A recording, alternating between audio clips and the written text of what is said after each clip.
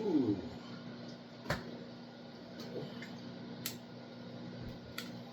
Oh boy. Well, good evening, good people and Eagle fans. Mark Holmes here, and as always, I want to say, excuse me, thank you all for watching, watching, commenting, subscribing, and being part of the Joe Blue Sports Report. Without you guys, as well as you ladies, you know that this literally does not work. Man, I gotta say, I'm gonna be petty. I really wanted the Eagles to lose this today. I did. Although it's hard to root for the Packers because you hate the Packers and what Aaron Rodgers has done to us, in fact what the Packers have done to us throughout our history. And the Eagles, I'm sick of them. I am so sick of the Eagles and the arrogance of their fans. And this game, 10-7. I'm sorry. Both of these teams look like ass. Now, the reality is, here's where we are. When we started the day this morning, we have about a 4% chance of making the playoffs, which is not good because that means there's a 96% chance that we don't. It's a pipe dream. But, I'd rather have a dream than a nightmare. So, here's the thing. It didn't really matter one way or the other which team won. Because there's two paths that you can look at to see of keeping your hopes alive. You can hope that the Eagles would lose to the Packers, lose to the Lions, and then lose to the Cowboys. All of a sudden you're back in it. Or you could look at this and say, you actually tied the Green Bay Packers, and the Packers now are 5-3-1, and they have 5 games in their division. So they're going to lose some games, more than likely, because they got to play the Lions, the Bears, and Minnesota. And the Bears are on a 6-game win streak. And what you have to hope for is that Minnesota and one other team from the NFC North, falls behind you. And you got to hope that, like the Rams and Seattle are the two that are there in the NFC West, and that the 49ers fall back down to earth. That's a long way to climb, but that's what you got to face. Now, I'm going to say the Achilles heel for the Green Bay Packers is Jordan Love. I'm sorry, Jordan Love holds on to the ball too long and takes too many sacks. And I'm just looking at them and saying that wasn't good. And with Micah,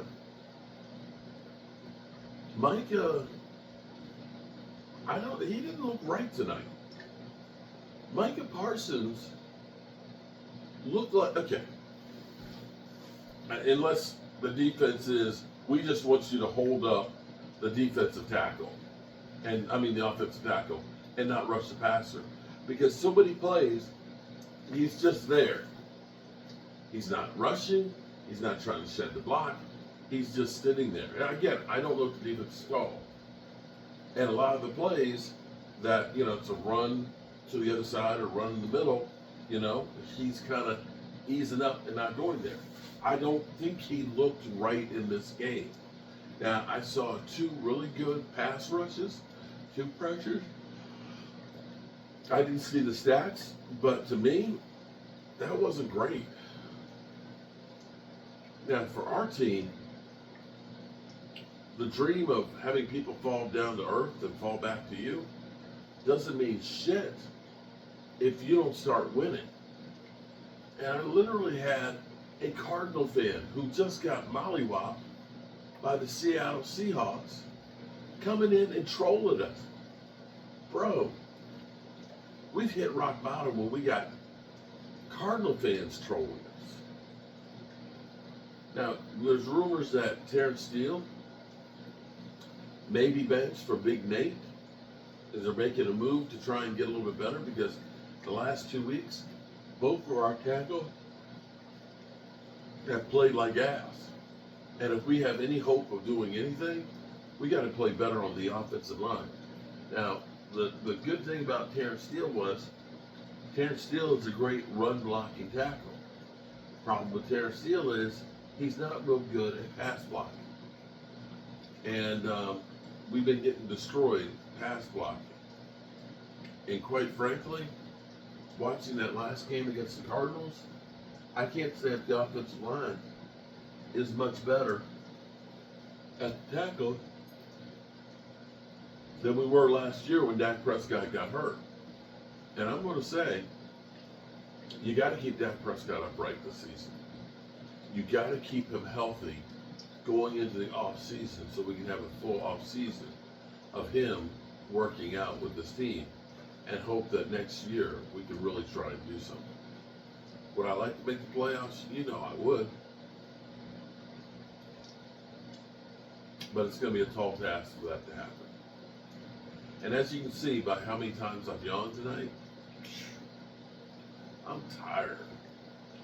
I'm real tired. And I'm going to go to bed. But before I do,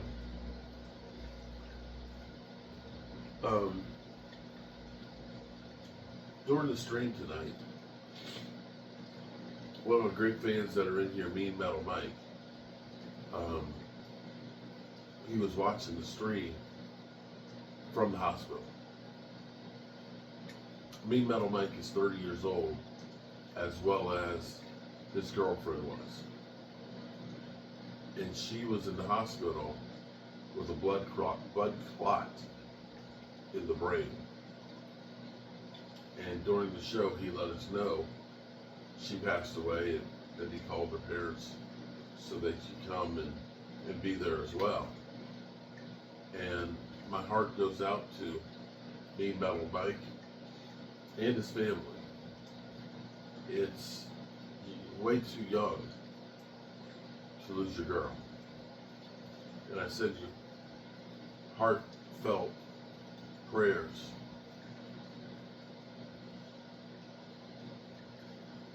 Way too young.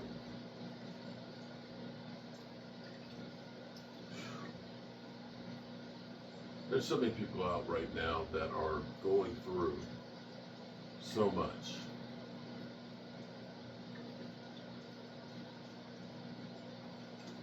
That's why you gotta hold your loved ones close, let them know how you feel about them, and stick together and work together.